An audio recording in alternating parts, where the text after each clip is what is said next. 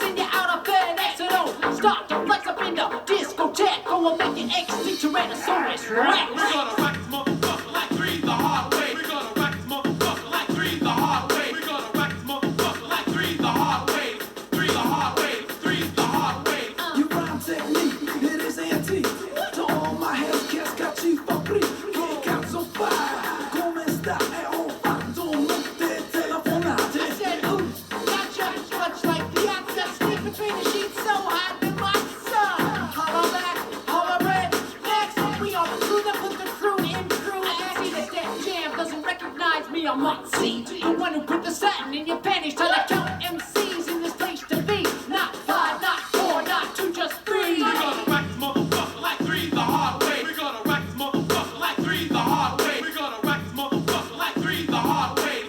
Three the hard way. Three the hard way. One, two, three. What up? One, two, three.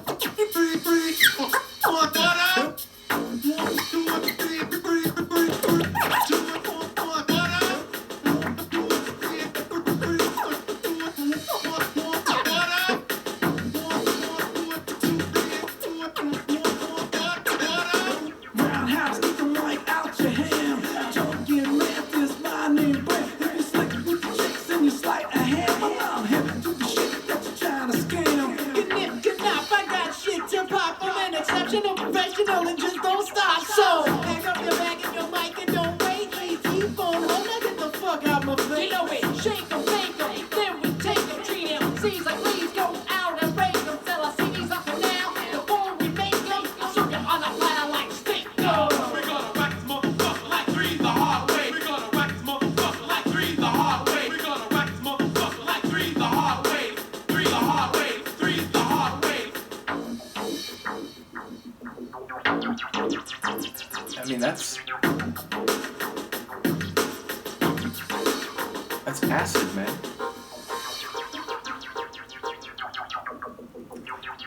I mean, if it's not a proper 303, that's got to be some hardware that is either, you know, a hardware clone or a software clone of a 303, because that's a real, like, acidic bassline synth.